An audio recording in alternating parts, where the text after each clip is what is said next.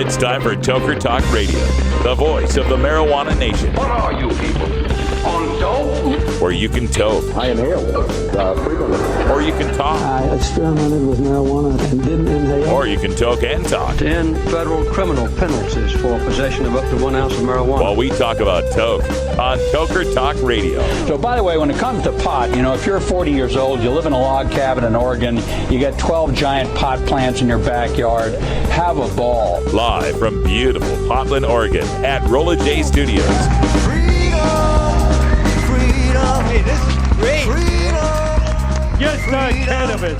Plus your calls live at 971-533-7111. They're walking on their pants with their cap on backwards, listening to Enema Man and Snoopy Poop Dog. What's to keep somebody from getting all potted up on weed and then getting behind the wheel? Gateway theory doesn't work. It's a reality. Holland, is it real? Don't tease me. We're locking up people that take a couple of puffs of marijuana, and the next thing you know, they got 10 years. And now, here's your host, the guru of ganja graphics, the sultan of sativa statistics, and the worst nightmare of a reefer mad prohibitionist. A polite, perspicacious, productive pothead with a propensity for PowerPoint. Radical Russ Belville. Welcome back, tokers and tokettes and non-toking lovers of liberty. It's hour 2, Toker Talk Radio. We let what's left of my hair down. Loosen my non-existent tie, because I'm working on radio. What do I need a tie for? And get deep into the issues of the day. And folks, if you're tired of the Sandra Bland story, turn off now, because I'm staying on it. Because God knows the freaking networks won't. What an abomination of journalism occurred today, folks. Oh, I'm red hot about this. So I'm following Twitter, as I'm wont to do whenever there's a big hashtag up. I get my news a lot of times first from Twitter. It's better than CNN. It's better than any cable channel out there. Twitter will tell you what's happening immediately.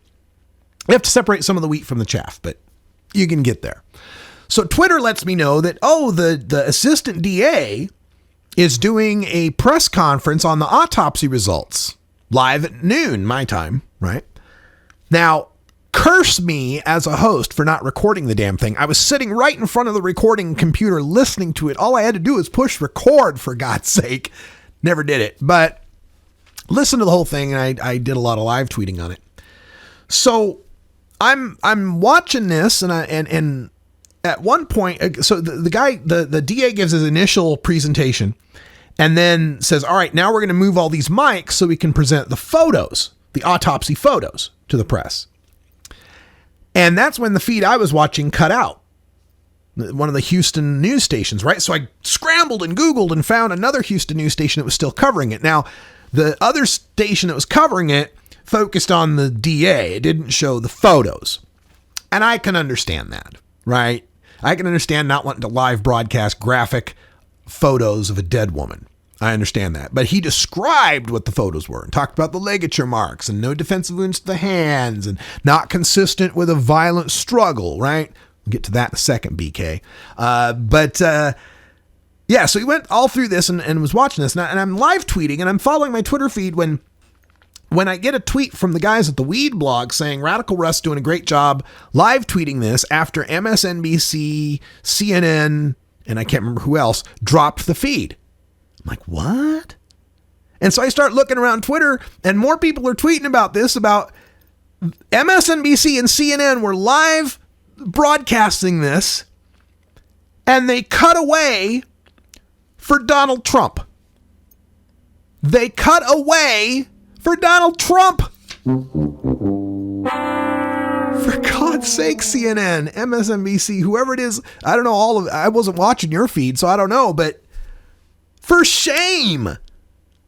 Oh my God. It's frustrating sometimes. And that's why we do what we do here, is because if we have to be the media now.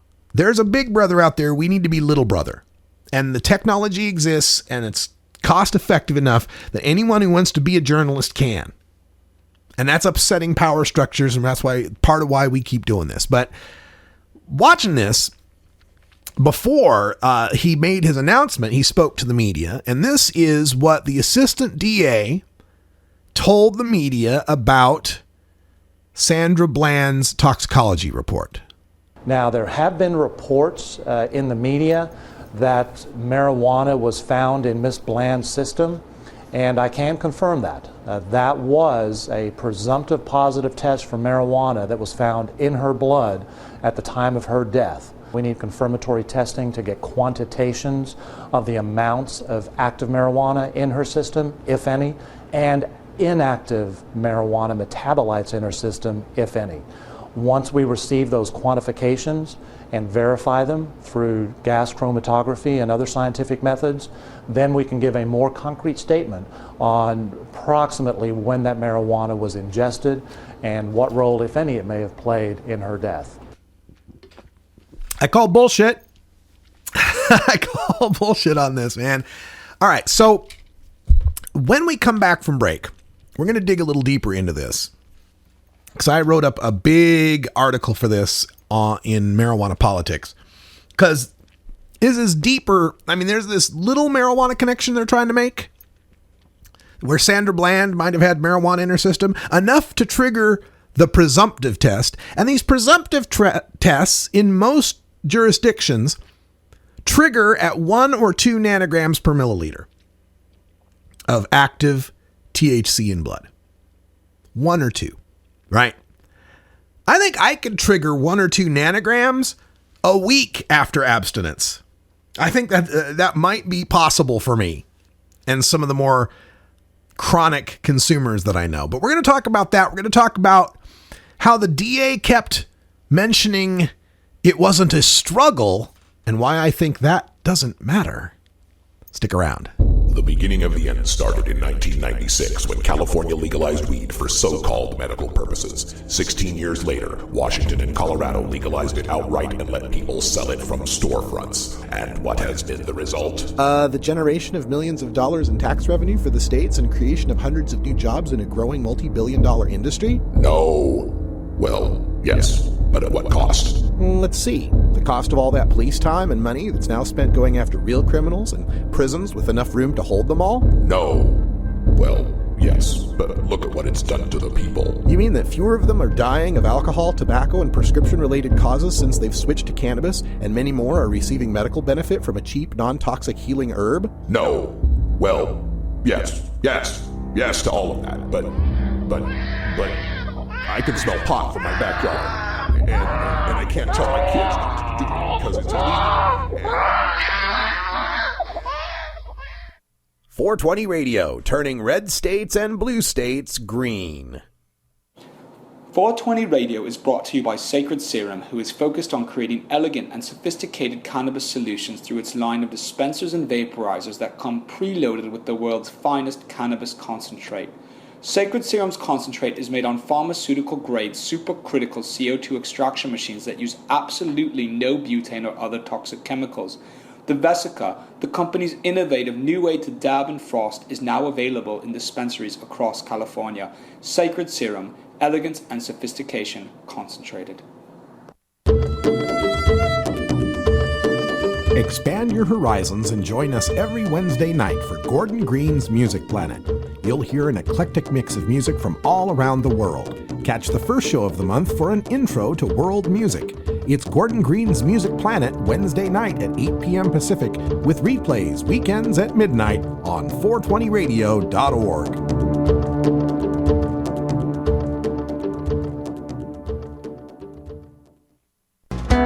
Hey, this is Willie Nelson for Normal. And I smoke pot and I like it a lot. I learned a long time ago that marijuana is a lot safer than alcohol. There's nothing wrong with the responsible use of marijuana by adults. It's time we stopped arresting and started respecting those who smoke marijuana responsibly.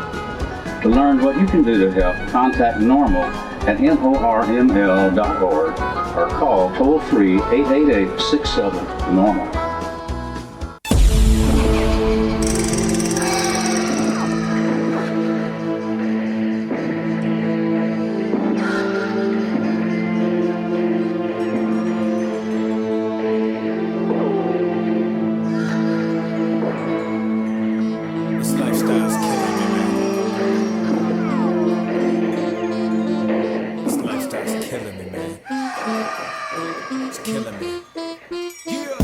Check it, y'all. Check it, y'all. These lifestyles, they can crack your back and make you fall. Think like we boom and drop this. So welcome back, everyone. That's music from the Dirtball Lifestyles coming at you. Dirtball out of Bend, Oregon. Deschutes County. Oh, no, he's not from Deschutes. He's from Crook County. Where is he from?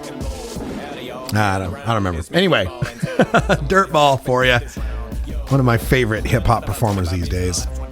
We're talking about the Sandra Bland case. It's gained national attention, although not as much as Donald Trump, but it's gained some national attention because of the questions surrounding this case that just make it very, very strange. You have this woman who had just gotten a job, just a new position at her alma mater, who was excited to move back and go to this new job and have it. And then she gets in this altercation with the officer during which she says, I can't wait to take this to court. Oh, yeah, let's go. I can't wait to take this to court. And then 3 days later, she's dead, having allegedly hanged herself with a large plastic bag from a garbage bin in a cell that's conveniently out of camera range. So there's all sorts of questions about this. There's one picture that I got through my Twitter feed that shows, and it's a screen cap from the Today Show. And it's showing what's alleged to be her cell as it was after her body was removed. And it shows a sour cream and onion bag of Lay's potato chips and a plastic bag, little sandwich baggie, with a couple sandwiches in it. Something that looks like either a condom or a wet nap. I'm going to assume it's a wet nap. A styrofoam coffee cup. And then right in the front of the frame there by the Lay's potato chips is one of them small paper pharmaceutical medicine cups. You know what I'm talking about? When you're at like an institution of some sort and they give you the little paper cup. It's got the couple pills in it. There's one of those sitting there. So what's up with that? What was in the little paper cup? So far, we do not know what was in the little paper cup. Now, in cross-examination from the media today, as they were asking about the marijuana that he says there was a significant amount of, but you can't know how significant until you actually do the gas chromatography. But they were asking, did you detect any other drugs? Because for one, they were asking about this epilepsy drug that she indicated on a form that she takes. Did you find any of the epilepsy drug? And he says, well, no, at this level, we don't test for that. We don't know. Oh, I see. So were there any other drugs? Well, we don't know. Oh, I see. So what was in the tiny cup? And there was something about how the DA kept going off about how the evidence showed this was not a violent struggle. Someone who's violently asphyxiated breaks this sort of bone in their neck. Someone who's violently asphyxiated, there's these little pocks on their mouth and their eyelids that aren't there. Someone who's violently asphyxiated has these defensive wounds on their hands, etc. And I kept thinking to myself, who alleged anything about a violent asphyxiation? Person doesn't have to be awake for you to murder them, do they? That's what I'm curious about. So here we have a woman who died an hour before she could have gotten out on bail after spending a whole 72 hours in jail. Maybe the 3 days just weighed on her, right? The 3 days made her so depressed because she was still under the influence of marijuana, the significant amount that she had somehow taken such a significant amount of marijuana that she was still mentally affected and her mood altered by it 3 days later in the jail cell, yet was able to drive that car just fine in the dash cam video. Drove it perfectly fine aside from not signaling when she made a perfect lane change. She didn't weave or anything. She was driving great. So what? She had smoked it prior to that and was driving fine. Or she had it on her and ate it somewhere along the line before she was taken to the jail and searched. Or she had it on her person And they didn't find it during the search, and then she managed to consume it at some point when she was in jail. And during the 72-hour period, as the jailers are supposed to be doing face checks, looking and seeing the face of the person that you're checking up on once an hour, don't detect any of this significant amount of marijuana in her system that's making her suicidally depressed.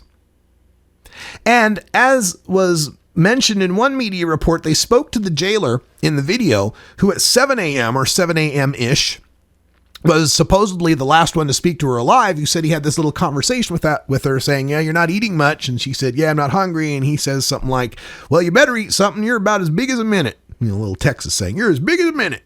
And she laughed, apparently.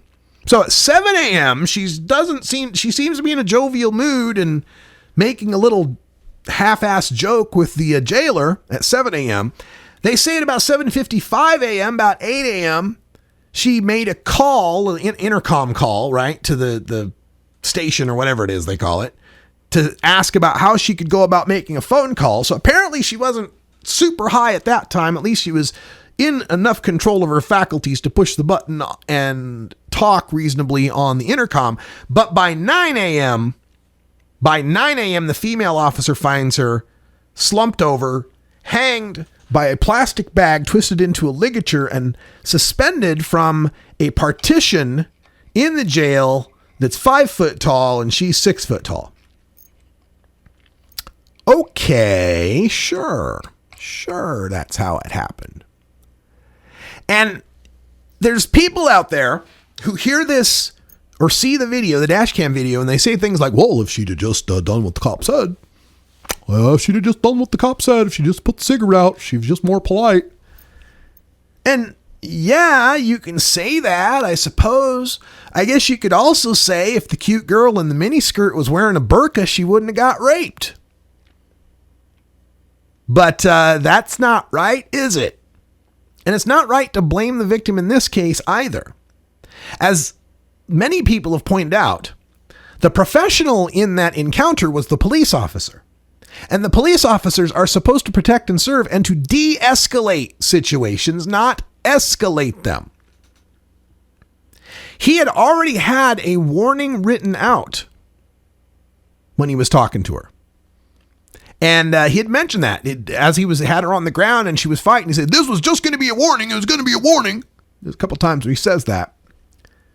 So he had already had it in his mind to give her a warning when he talked to her and told her to put the cigarette out. And then she asked, or basically said, you can't tell me to put my cigarette out in my own car, which is absolutely true. It's absolutely true. It is not a lawful order to tell someone to put their cigarette out in their car. Now, to get out of the car is a lawful order. She did disobey that lawful order. Under Texas law, you can be ordered out of the car and you can be arrested. And even if your arrest wasn't lawful, you cannot resist that arrest. That's Texas law. So yeah, she messed up there. But it never should have got to the part of him telling her to get out of the car in the first place. At the point at which she responds to him asking to put the cigarette out by saying, you can't tell me to do that. If you want to retaliate, the retaliation is, all right, ma'am, I was going to write you a ticket, or I was going to give you a warning, but now I'm going to give you a ticket. And you write her the ticket and the encounter's over. But no, that's, of course, not what happened. So there's all sorts of conspiracy theory going out there at this point. And we're going to talk a little bit about that. So stay tuned. We're going to take our little 20 after break. And when we come back from the 20 after break, we'll have Chuck Diesel joining us for our Groovin' Thursday daily Toker tunes. And then we'll start investigating some of these conspiracy theories.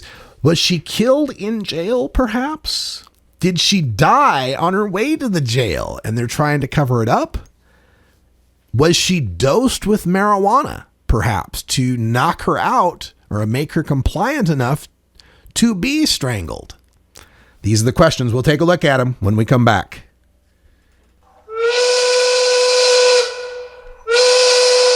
Maybe we should start at 420, right? Marijuana reference. Well, this would be the perfect time for it, Homer, because it's 420 right here in legal Potland, Oregon. Got Chuck Diesel waiting on the line. We'll come back with some Daily Toker tunes, take our mind off of the terrible, horrific story for a little bit, and then we dive right back into it when we come back.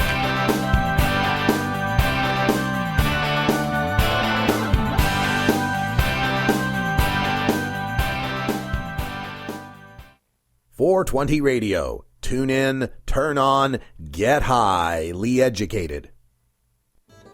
The Fingerboard extension has fretted instruments to enhance your creativity. It has new and used guitars and banjos from beginning to high class. The Fingerboard extension has National Resophonic, Huss & Dalton, Larrabee, Heritage and Recording King guitars, and Mike Ramsey, Wildwood, Gold Tone, and Recording King banjos. The Fingerboard extension also has drum stuff, used gear, and parts. Stop by the Fingerboard extension, downtown Corvallis, Oregon at 120 Northwest 2nd, or check out the inventory on the web at fingerboardextension.com and reverb.com. Oregon has joined Washington and Colorado in legalizing marijuana. We're Portland NORML, the national organization for the reform of marijuana laws chapter in Portland, Oregon. Join us as we celebrate the launch of an exciting new era in marijuana freedom in Oregon. Our job has just begun. Powerful interests want to white out the most important portions of Oregon's legalization law.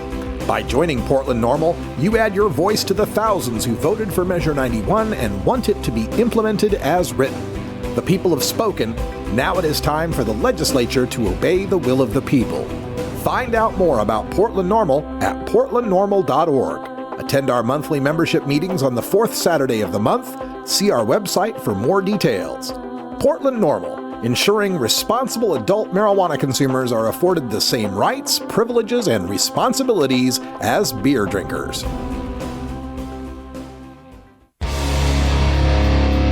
This is Radical Russ encouraging you to take a look at the Weed Blog every day. Johnny Green and the staff at the Weed Blog are on top of all the latest developments in the fight to end marijuana prohibition nationwide. You can even get the Weed Blog on your smartphone by installing the Weed Blog app for iPhone and Android. If it's about weed, it's on the Weed Blog, including my original writing. So don't delay. Read the Weed Blog today.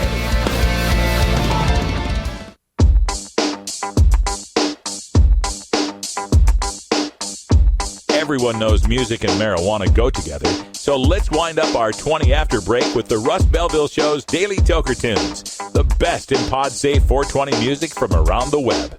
Today is Groovin' Thursday, featuring rap, hip-hop, soul, and funk music. Now, sit back and enjoy your Daily Toker Tune. All right, welcome back, everybody. Time to get groovy on our Groovin' Thursday. We got Chuck Diesel waiting for us. How you doing, Chuck? Great. How are you, Russ? I'm pretty fired up, actually. I need something to get groovy on here, so I'm glad you're here. Yeah, I don't have much of a upbeat tune today. It's pretty serious, so I think it actually kind of goes along with what you're talking about. It's called Brave. It's by Raz Simone, the Seattle area hip-hop artist, and he doesn't shy away from a lot of the stuff he's dealt with in his life, so he'll kind of dive into that. But yeah, man, otherwise everything's good on my end. Far out. Now, just to let you know, next Wednesday and Thursday and Friday will be off. Wednesday and Thursday will be at the Cannabis Creative Conference. And while I'm at Cannabis Creative Conference, the studio here may be down as well, upgrading to Windows 10. Oh my God. I'm terrified. I know. It seems like Windows gets it right about every third time. I'll expose my inner nerd here. And Vista was terrible. XP was solid. I've had a long-standing theory. The latest good operating system. Yeah, I've had a long-standing theory that Microsoft operating systems and Star Trek movies are only good every other one. There you go. Exactly. So we'll cross our fingers on this one. Exactly. No, you nailed it. I mean, I haven't heard nothing but problems with everything but Windows 7 and but XP. Yeah, so exactly. Best of luck to you. Well, thank you so much. We'll see how things work out. But so you got the week off next week as far as the show goes, because we'll be out there at the event. Yeah. Have you looked at any of the like the speaking tracks for that conference. I was pretty curious about it. I'll be on one of the panels, I think, discussing HB 3400, the new laws here for marijuana in Oregon. But I haven't looked at all the people that are speaking. All right. Well, check it out at CannabisCreativeConference.com. And Chuck Diesel, thanks for joining us. And also, folks, don't forget, we got a replay of last week's Big Daddy Fink Funky Roller Rink coming up at 8 p.m. So you can get some funk on at 8.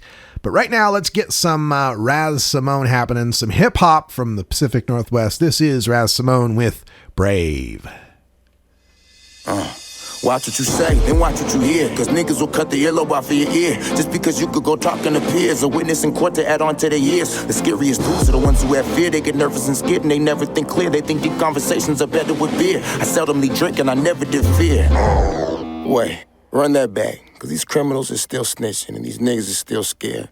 Bitch nigga, watch what you say, then watch what you hear. Cause niggas will cut the earlobe off of your ear. Just because you could go talking to peers. A witness in court to add on to their years. The scariest dudes are the ones who have fear. They get nervous and scared and they never think clear. They think deep conversations are better with beer. I seldomly drink and I never did fear. God bless the child that pees the bed and can't sleep at night. I know young little niggas that sell dope but can't read or write. Enrolled in the slow classes, moving at the speed of light. We looked to the angels for help, but found that the demons can fly. That's when a nigga had to leave the light. Dark side, I used the force. I've seen evil, but I never seen Jesus. Like I've never seen a unicorn. Disbelief, what is faith? Should I just believe what these books say? No sleep cause I lay where these crooks lay. A dozen bad bitches on a good day.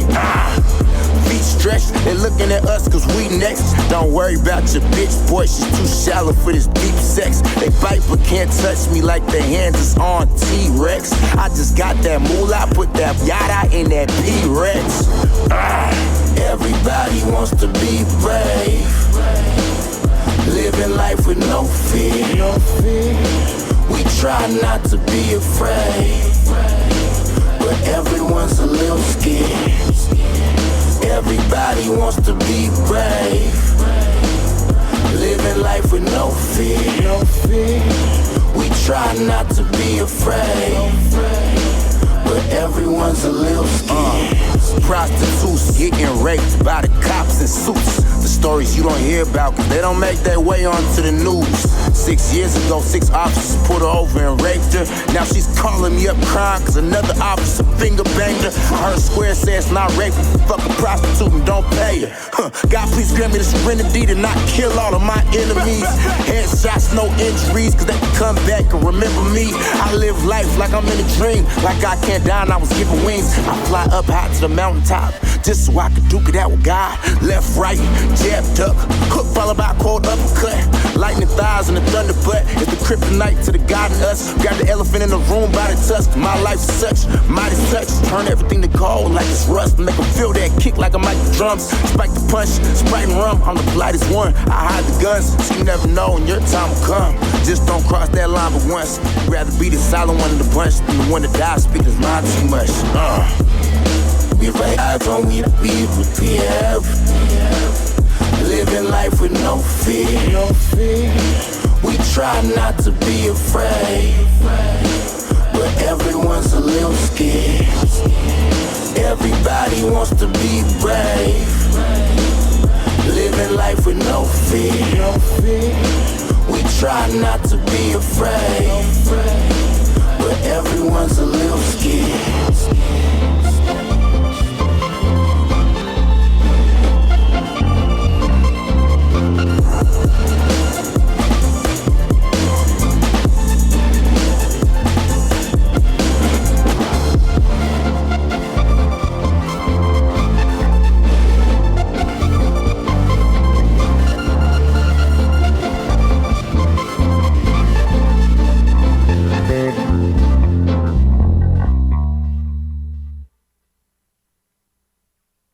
420 Radio, the world's voice of marijuana legalization. Get.Buzz. .Buzz is the internet platform that fuels community interest, excitement, and new experiences. .Buzz is the premier online destination for internet users seeking the latest news on a variety of topics. .Buzz appeals to groups active in blogging, communications, journalism, advertising, and marketing. .buzz offers registrants a stronger alternative to the shrinking namespace of existing top-level domain names, such as .com, .net, and .org. Get your name now at get.buzz. Growing plants indoors can be a rewarding hobby, but electricity bills can go through the roof. Then you have to cool down all those big hot lights. It can drive a grower insane. With Lush LED lighting, you can solve many of these issues and double your rewards. Matt and his scientists have developed the perfect light for flowering plants with far less cost and heat. And the results? Very effective.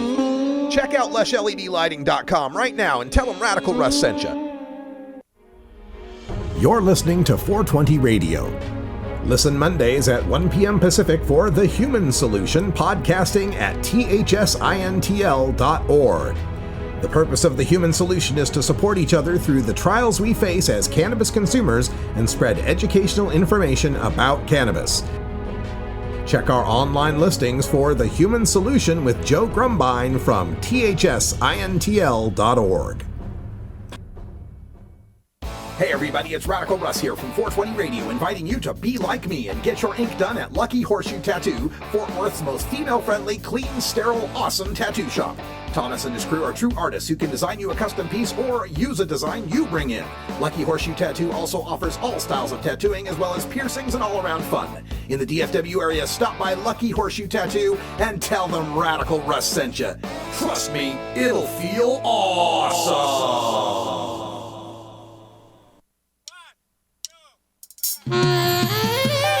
J-Bug, you are so wrong. I know Gramps is your best friend and all, but I'm gonna tell him how you really get down. She's stepping over that line. She wanna make up my makeup, that's fine. Back up and brush out your things before life. Welcome back, everyone. That's music from J-Bug with Waste of Time. You're listening to Toker Talk Radio on 420radio.org. And remember, we are listener-supported Cannabis Community Radio. We are here not just as a business, but here as a mission. It's always been my mission to help promote the cause of marijuana legalization, the end of drug testing, and the general civil rights of all people. And that's our mission here. And so we're providing this 24-hour stream with shows from all around the country and around the world. You can listen anytime. It's absolutely free. And some great upgrades are coming soon where we're going to have a better online player. We're going to have a better pop-up page. We're going to have a much, much, much less bandwidth mobile site and mobile player so that you won't eat up all your data plans trying to listen. You can actually use it like a radio. A lot of that's coming. And we are dedicated to providing the Russ Belville Show First Hour podcast free, the new Herb Thrasher Flower Hour podcast free, and this live stream for free. But we can't do that unless we have your support. We need VIPs to step up, members who can join up with 420 Radio at 420radio.org/donate and just give a small amount. Now, you can do a one-time donation through PayPal, any amount you want, and or you can do a monthly donation. You can become a monthly member. And that donation just comes out of PayPal and you don't even know it's gone. It just happens once a month. You can cancel it anytime you want. If you're short 1 month, you need the money, you can cancel it and then join back up. And you can do that for as little as $4.20 a month. Now, I'd prefer you did it for $9.99 a month or $19.99 or $29.99 or $49.99, whichever one you pick is fine with me. But as little as $4.20 a month, and it really helps. I tell you, folks, there's all sorts of miscellaneous things that we have to pay for. A license for the drop box, and we've got to renew this piece of software on the website, and it costs $50. And we got to pay for an ad, and all these little things, plus the big things, the rent on the place that we're broadcasting from, the bandwidth, the internet cost, the electricity. Anything you can do to help, we'd really appreciate it. Check out 420radio.org/donate. All right, like I've been doing the past couple of days, I'm digging deep into this Sandra Bland case, and it's just so fishy. It's so fishy here. One of the things that people have been pointing to is her mugshot. Now, it's fascinating because the mugshot has her in the orange jumper and she looks very sullen, right? Her eyes kind of just dead, just a dead-eyed stare. And when you look at the photo, the background in the photo of this mugshot photo is a nondescript, flat, kind of gray background. And then people on the net have dug up some other mugshot photos from the same jail. And in these other mugshot photos, the background is kind of a tan beige, and it's a cinder block, right? So you can see the lines of the cinder block walls, right? And then as you dig into this photo a little deeper, she has her hair done in the little dreads, little thin dreads, little tiny ones, right? And you start looking at these dreadlocks and they're sticking not like out from her head, like sideways, but it's almost like they're hanging backwards from her head. And not only hanging backwards from her head, but they appear to be touching the background with a strange shadow underneath one of them. And then you look at the shadows on her and there's no shadow on her face like you would expect if a light was over your head. It's more like the light is right in her face. But if you look at the other mug shots of the other guys, they've got shadows on the left bottom of their chin and their cheek, indicating a light from above and to the right, at least from the camera's point of view. And then you start looking at the shadow under her neck and under her head, and it appears as though she's either leaning against this gray background or she's lying down on a gray background with someone taking a photo from above her. This is where it gets weird, because then we start comparing it to pictures of Sandra Bland when she was alive. And there's a lot of pictures of her from Facebook, and she's very photogenic. She knows how to take a picture. She looks right in the lens, chin slightly tilted down. But in this booking photo, her chin is up and her shoulders are flat, again, like someone who's laying down. You can see up her nose, where in most of her other photos, you just see her nose straight on. Some people are thinking she's dead in this photo and that they're playing Weekend at Bernie's with her. That they lie her down on the floor, which, by the way, the floor in these cells, gray, the walls, cinder block and tan. So that's got people wondering what the hell is going on. Now, it's a good point that there may be different booking areas for female inmates versus male inmates. That may be the case. Maybe she looks sullen because she's defeated and exhausted and upset. All sorts of possible explanations here, I should say. And it's also something you have to worry. This sheriff here in Waller County has had complaints in the past of racism. So we've got that situation going on. The other thing that's suspect to me is that her cell, they have these blocks of cells, right? Where they've got a camera that faces this one set of cells, and then around the corner is another set of cells that abut them. She was put in the cell around the corner, out of the camera's view, even though there is an empty cell right there smack dab in the frame. Now, the cameras in the video are motion sensor cameras, so they stop when there's no motion, they start when there's motion. So there's a lot of gaps in the video, but they do seem to start up as soon as there's someone wandering down that hallway. But at the end of that hallway, there's an exit door. And I believe that you could open that exit door slowly and keep it open and slip from there to where her cell is without triggering any of the motion cameras. I think you could probably pull that off. I have these motion sensors for my lights on my patio, and I can't tell you how many times I've had to sit and run my hands and wave my hands above my head before the light will kick on. So maybe there's a way to get in there on her. They show the picture of her cell, and in the cell, it's a cell made for 5. It's got 2 bunk beds and 1 flat bed. Cell made for 5, and there's one of them 55-gallon drums there, with a 55-gallon plastic garbage can with those plastic industrial kind of liners.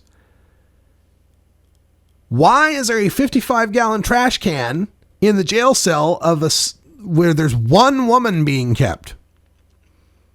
And the other questions here is, as she was in the intake, she indicated that she didn't have any suicidal thoughts or was thinking of hurting or killing herself, but she also indicated that she had suicidal ideation in the past and had tried to kill herself.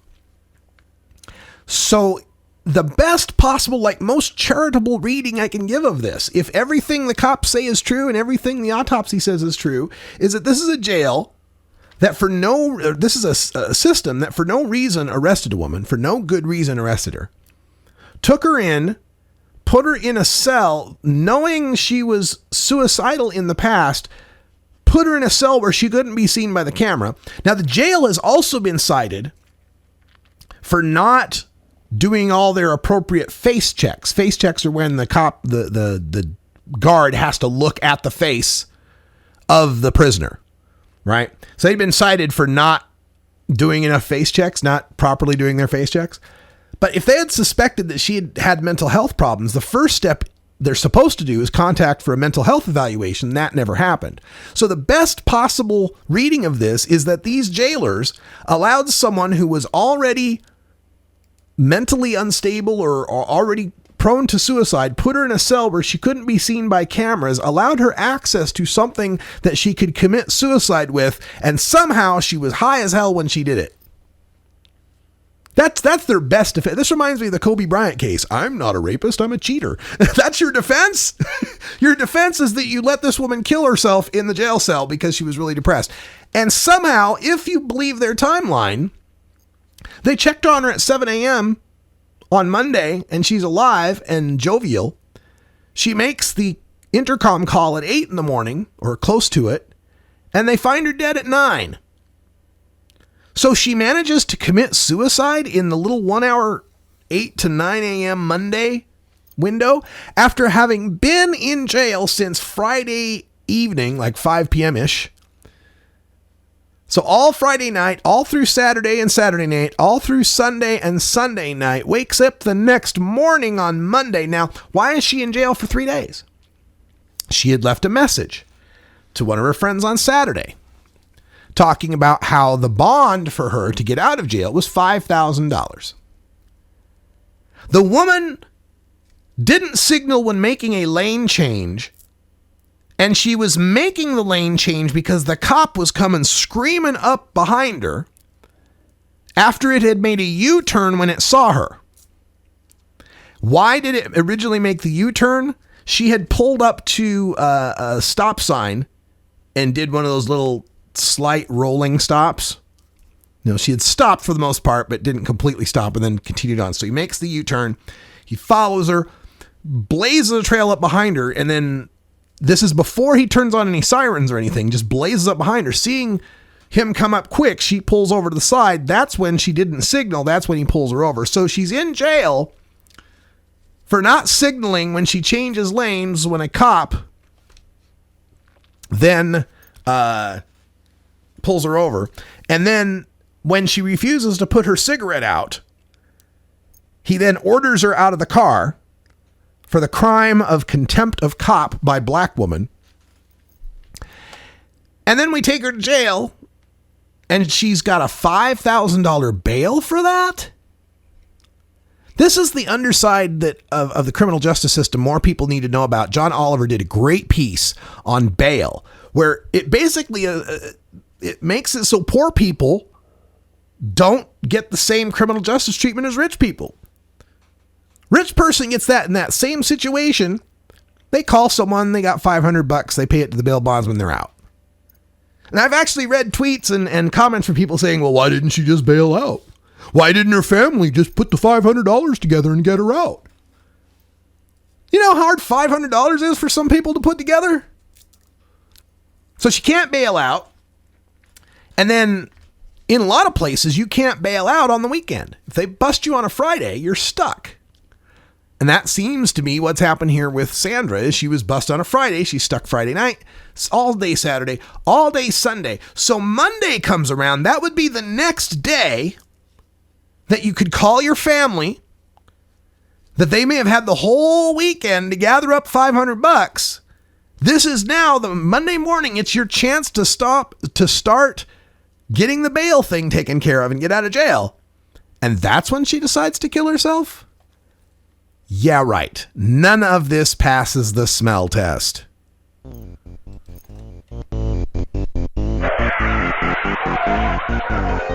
What's to keep somebody from getting all potted up on weed and then getting behind the wheel? The Russ Belville Show reminds you to never smoke and drive impaired. Hang out for a while. Share.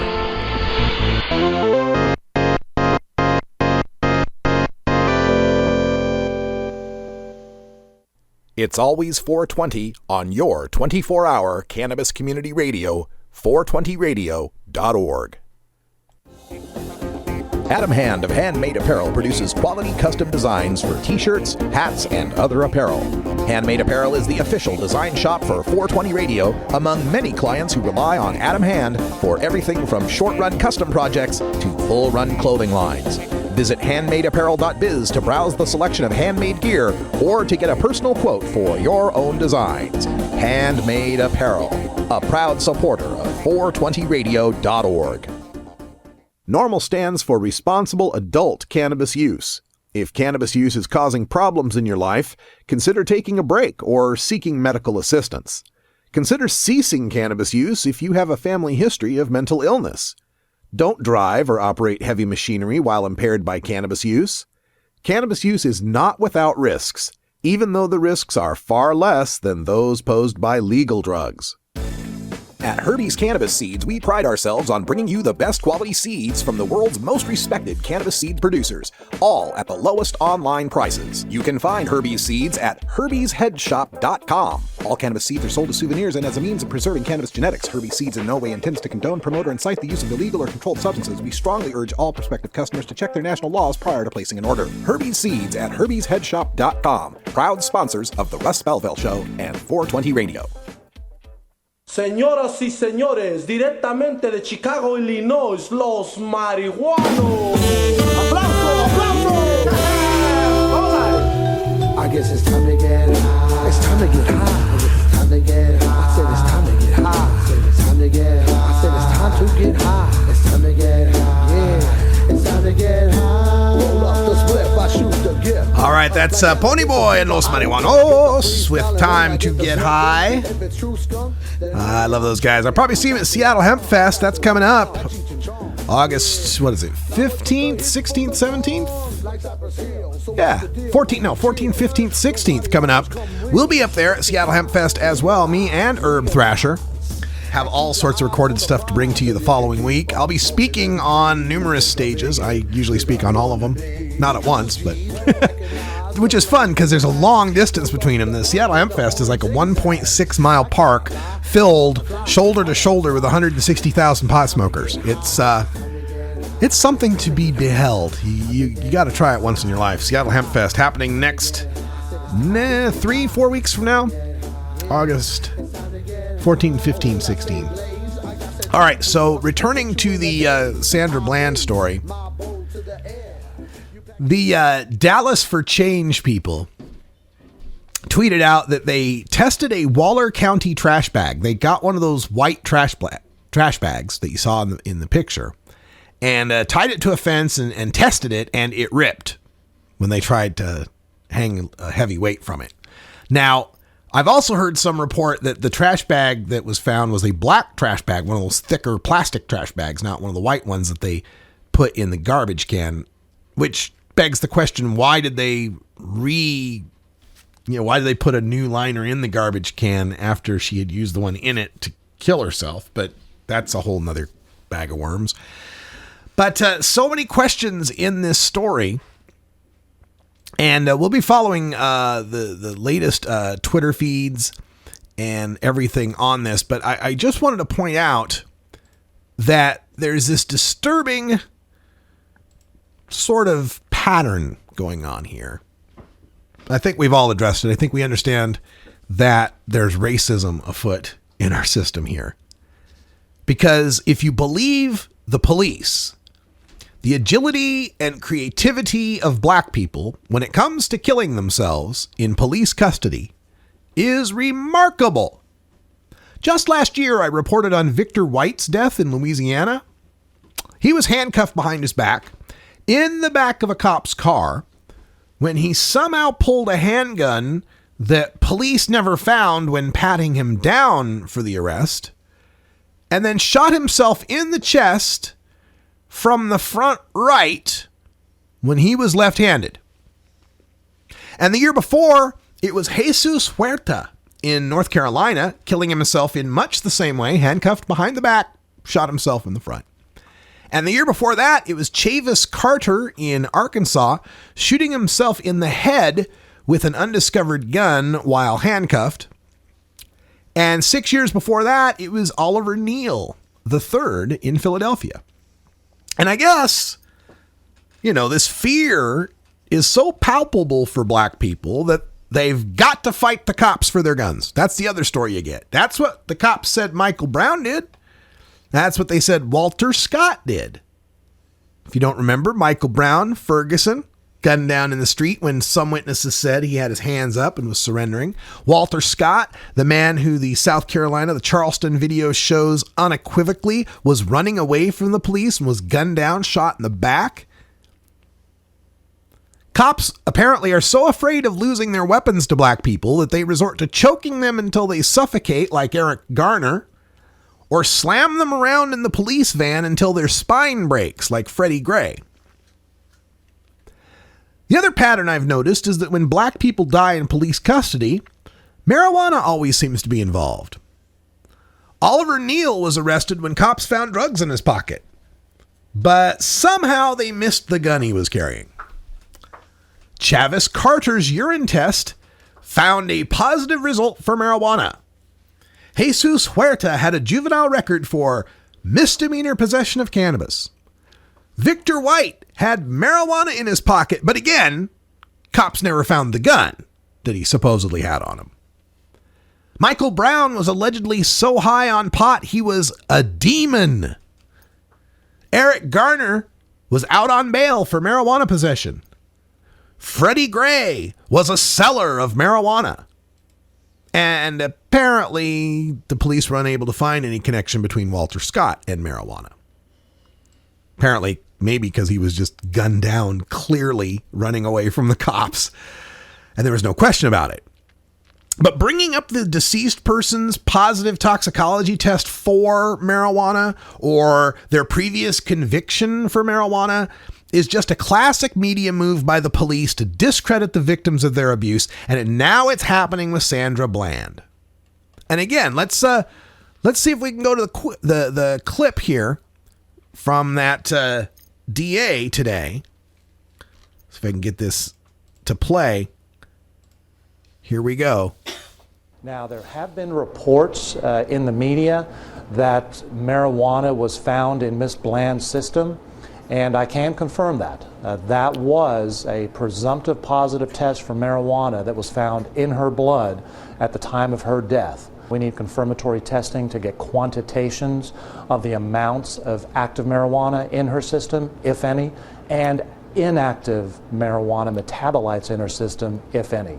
Once we receive those quantifications and verify them through gas chromatography and other scientific methods, then we can give a more concrete statement on approximately when that marijuana was ingested and what role, if any, it may have played in her death. So that's him telling you that she must have had a significant quantity of marijuana in her system, but it's a presumptive test. And as Paul Armentano told us in the last hour, that these presumptive tests just mean that you're positive for pot. They don't know how much. So they're inferring that because it was 3 days after, she must have had a whole bunch because she's still testing positive. But again, Paul Armentano tells us we've shown studies where people go days and days and days without marijuana. They test 3 nanograms on one day and then 10 on the next and then 0 on the next and then 3 on the next. He's really reaching in what he's saying here, but he's reaching because he's trying to frame it. Trying to frame that with the whole marijuana depression thing. Now, I think, and let me give you the other quote. The Waller County District Attorney, because the other guy is Diapram. He's the assistant DA. The District Attorney, Elton Mathis, the other day had said, looking at the autopsy results in toxicology, it appears she swallowed a large quantity of marijuana or smoked it in jail. So what? She was somehow booked, frisked, and searched, but cops never found this large quantity of marijuana on her person? Who knows? Maybe she formed it in the shape of a gun. Maybe that's why they didn't find it. Now, as to whether or not she died from murder, or if this is a cover-up of an accident, because there's another theory. The idea being she's epileptic. She mentioned that. She also mentioned getting her head slammed on the ground during the arrest, and mentioned at one point how she couldn't hear. That was in the audio of the arrest as well. I can't hear you. I can't hear you. You get your a head trauma combined with loss of hearing, sudden loss of hearing, that can indicate all sorts of damage. Subdural hematoma, I think they call it. And that's the kind of thing where you could feel just fine. No, I don't need to go see the doctor. Everything's cool. And then later you drop dead of it. So could that be what happened? That's a theory. Maybe she dies in custody. They happen upon her in the middle of the night or whatever and go, holy shit. Oh, we are so fucked, because they knew who she was. That she's an activist, that she's, they would have found out who she was, that she was in the Black Lives Matter movement and against police brutality. And that during the arrest, she was saying, oh yeah, let's get it on. I can't wait till this goes to court. I can't wait till this goes to court. And maybe they panic thinking, oh my God, this black woman died in our custody. She just moved here. And the stop was a profile stop in the first place. It was because she's brand new in town. She's got Illinois plates. She's a black woman driving a car on the outskirts of Houston. So they figure, drug running. And so they do a pretext stop and get her pulled over. So maybe they panic. Maybe they find her dead in her cell and then stage everything to make it look like she hanged herself. Maybe that's it. Maybe they dose her up. Remember the picture that's got the little paper cup and nobody knows what was in the paper cup? Maybe they dose her up with a bunch of Marinol. They give her pills saying they're for whatever, and she takes them, and they're really Marinol. They're really heavy dose THC, and so she ends up with a massive dose of THC in her system. She ends up passing out, and then you can frame her and hang her. Now, that's a wild conspiracy theory, but it makes more sense than the official version does so far. That this young woman with everything going for her, and of course they're also trying to highlight the fact that she had the cuts on her arm, indicative of cutting, right? That supposedly that means that she was going to suicide at any moment. But to me, none of this adds up, and I want to see more video. I want to see her booking photos. I want to see the video from intake. I want to see the video of her in the cop car pulling into the garage and her getting out there. And folks, all this stuff is going to come out. It's all going to come out. And like Speed Limit in our chat room says, wouldn't be surprised if we saw 5 indictments before this case is over. We shall see. We shall see. Her name is Sandra Bland, and she did not deserve to die for an improper lane change. That's all the time we got today. Thanks for joining us. Time flies when you legalize. We'll be back tomorrow with more news and views you can use. Tomorrow we're taking you all the way across the pond to visit with a really good friend of ours, Greg DeHote. Cannabis Cure UK will be on the show with all sorts of great news happening out there in England.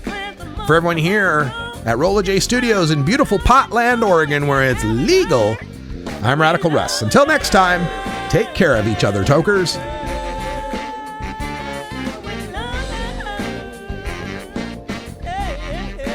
This is the Russ Belville Show. The The Russ Belville Show is blogging and podcasting daily at radicalruss.com. You take a seed, you plant it, you grow it, you dry it, you